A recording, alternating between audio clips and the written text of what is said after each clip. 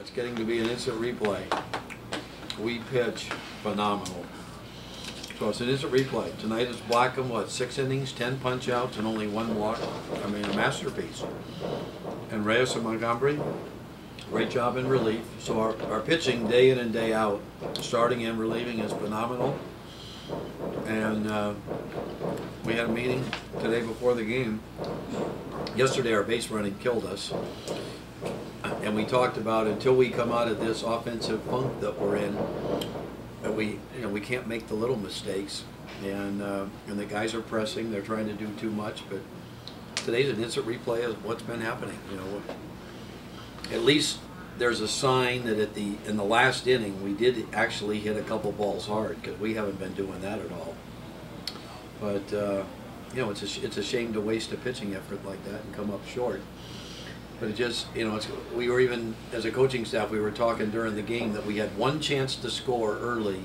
If Pedro just makes contact, we get a run on the board early, and he chases a breaking ball in the dirt, and his next 3 at-bats, he makes contact. That's how it goes when you're going bad, you know. But and I tell you, I can't say enough for their center fielder made 2 diving catches last night, and tonight I really thought that the ball that Bernal hit was not catchable, because it looked like it was low enough that the wind wasn't going to affect it and just get over his head. But I mean, he just covered a lot of ground. He made a phenomenal diving catch, and that obviously was a game saver, because if he doesn't catch that ball, it's a run scoring triple. And, you know, but you know, they pitch good. I tip my hat to their pitching, but we, as a club, our whole team is just in a slump. We just have to kind of gut it out and ride the storm until it goes the other way. You sound a lot like Terry Collins. Yeah, it's very indicative of our big league team, you know. And the Mets have tremendous pitching throughout the system. And, you know, we started off swinging the bats okay, but when I looked at the stats today, we're almost 20 points below the 13th worst team in the league in hitting. I mean, forget the top. There's 14 teams in this league. We're at 220, and the next to last team is at 237. That's a huge discrepancy. So I mean, we're just putting too much pressure on our pitching. I mean, you know, you have to score some runs, and you're 100% right. When the Mets were going through that losing streak, wasting good pitching day after day, I know exactly what Terry felt like, because you just wonder if anybody's ever going to get a hit, let alone put 2 together in an inning where you can have a chance to score. But, you know, all we can do is be positive and patient and persistent with the program and bring guys out for early extra hitting. And today the focus of the meeting was you're all trying to do too much. And when you press, because nobody's hitting, you end up expanding your strike zone, and we're just chasing pitches that, like Pedro with first and third, we swung at a ball that was 58 feet. I mean, it's not even close to being a strike. But that's what happens when you're pressing to score a run, and it's contagious to all of them, you know. And what we need is, you know, at one of these points is to catch somebody on an off game where we can score 7 or 8 runs and the hitters can regain their confidence. Yeah, you say it's organizational, like that it's more of a pitching and everything else. Do you think it's because you don't have the hitters, or or you have guys? Oh no, the Vegas team has no trouble scoring runs. We don't have any trouble scoring runs at St. Lucie and Binghamton. As organizational, I was talking about. I've been with 11 organizations. I've never been with one ever that has the depth of pitching from the big leagues all the way down to extended spring. I mean, this is it's a credit to the Mets scouting staff that I mean, the pitching is just phenomenal here. I mean, a year ago, at this time, Casey Meisner was 0-3, and I kept telling everybody that would listen, this guy's a great big league prospect. The league was a little over his head, but when he caught up, he won his last 5 starts in a row, and this year he won 10 of his first 12, and now he's already in St. Lucie. I mean, you can go, my friends in California, when Syndergaard hit the big stage and the national game against the Cubs, and my friends were calling me, "Oh my God, this guy's great." And I said, "Yeah, he is, but the best guy is still in AAA. He's going to be the next one that comes up." And when, you know, Matt's had 2 outings, my friends were calling me, going, "Oh my God, this guy is really something." So it's a credit to the Mets that it's through the whole system. And no, we got last year. we had 3 real good big league position player prospects on our team. Conforto's already knocking on the door, and Ahmed Rosario and Johan Urania are only 19 and 20, so they're a couple years away, but there's no doubt that they're going to be big league ball players, you know. You mentioned about the offensive struggles. How much do you attribute it also to some of the pitching that they've been facing? Staten Island has had some tremendous pitching. Oh, yeah. Espinal was very tough, and then tonight Colton Mahoney, 6 scoreless innings. He was very tough to solve. No question. And they're right behind us in the pitch. You know, we're leading the league in pitching, and they're right behind us. But when I look at the last week, we faced a lot of pitching in the last 6 games that is not what I would consider quality. Tonight, yes, but a lot of the other nights, and we're just not doing anything with it. Last night before the game, I told the guys that their starter last night had walked 14 in 14 innings. I said everybody in the lineup is going to get good pitches to hit all night long if you're patient enough, because his control dictates that. And in the very first inning, he walked 2 and hit 1. And I told everybody, here you go. So he constantly put men on base, and we could not get a base hit to drive in. He ended up coming out of the game scoreless. I mean, and it was like every inning we had men on base. But, you know, like I say, it is what it is. The guys are trying, and they're probably trying too hard. We keep emphasizing that, number one, they got to get a good pitch to hit. And it starts with that.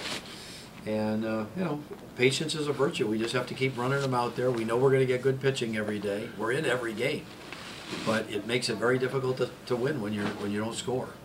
Is this something you think will eventually just wind itself out, that you'll start hitting, and talent is there? Well, I know some of the guys I had last year, and the ones I didn't, we had an extended spring, and the 2 new drafted players were obviously drafted for a reason, and Sienna was off to, I mean, he's still hitting 340 or whatever it is, so he's done his part. Thompson has had his struggles getting acclimated to pro ball, mainly because he's had no strike zone at all. He's got himself out most of his at bats, and yet he's still hitting 250. But the power that he showed at Miami, we're not seeing it because he's generally not patient enough to get a good pitch to hit. But I'm not saying that we're going to lead this league in hitting by any means, but we're not what we are right now. We're not going to finish this year hitting 220 and be at the bottom of the pack. I've been doing this too long to know that there's better talent here than that. But with Thompson's, what do you call him, lack of connecting, do you think it has to do anything with the transition from aluminum to wood? No, because he played in wooden bat as summer ball. It's strictly with him. His pitch selection has just not been good at all from the day that he got here. Yeah, I don't know whether he's pressing to impress or to get his first pro home run. I couldn't tell you what it is. I just know that his strike zone has been from his shoe tops to over his head. And nobody can hit those pitches. You know, the one good game that he showed discipline was a week ago at Hudson Valley, and he hit 4 bullets and was 4 for 4. And in the 11th inning, when he had a chance to win an extra inning game, he chased the ball up over his head and popped it up. You know, going 4 for 5. Where were the pitches in the strike zone? Right in the strike zone, thigh high, where he could drive him. You know, it's just a struggle to get him to be patient. He's just overly aggressive. I know he was robbed of picks the last 2 days, but Bernal was 1 for his last 29. Is there still some lingering effect from the groin injury, perhaps? No, 0. Okay. And there's another case of a guy that's swinging at everything. And in the month of June, where he was productive, to my recollection, I don't think Bernal has driven in a run, and we're 16 days into July, and he's playing every day. In June, he drove in runs because he swung at the strikes and he took the balls. You know, he had 9 walks. That was a big improvement over a year ago. I don't know if he's got a walk in the month of June, but the strikeouts have gone way up because he's swinging at everything. You know, and Fonzie and Unir are trying to get him to not make any swing changes. They're just trying to say, hey, you have to learn your strike zone and swing at the good pitches and let the other ones go by. At the level these guys are now, is it worth it to try to manufacture runs, or is it one of those? Well, that's what we're trying. You know, we try to hit and run. You know, number one, you have to get people on base, and against Mahoney, we struggled to even get anybody on. And then late in the game, against their closer, we did a hit and run with Tharp and Reyes to get the potential tie-in run into second in the 8th. And you know, unfortunately, Sienna struck out, but there just hasn't, that we've been good at sack bunting. We have not been good. We haven't not been good or successful on our hit and runs. In terms of getting a guy over, yes, but punching the ball through the vacated hole, we have not been good at. We work on it in BP every day, and we preach that in this rut we got to do whatever we can. We tried to squeeze a week ago. We bunted right through that. So it, like I said, we're trying to do what we can. It's very frustrating because the pitching is so good that when you hold a team to 2 yesterday at extra innings to 1 tonight, you normally figure you're going to win both of those games. And here we come up on the short end both nights. So we'll be back again tomorrow. And even with all the offensive struggles, there have been so many different scoring opportunities, guys on base, guys left on base. Jeff Hendricks, he made 2 tremendous plays, as you mentioned, last night, tonight, a tremendous play to Rob. Michael Bernal, deep left center field. How much do you think things would have turned differently had Hendricks not made some of those plays, and maybe Brooklyn would have converted 1 or 2 of those opportunities? Yeah, but that's just the nature of the game. I mean, like you say, yesterday we had man on base every inning. And but tonight our opportunities were few and far between because they didn't walk people, and we had 4 scattered singles going into the 9th inning of the game tonight. So we just didn't have any opportunities. But there's no question, their center fielder, that was a game-saving and game decision play. The diving catch he made on Bernal was phenomenal. The best catch I've seen so far this year.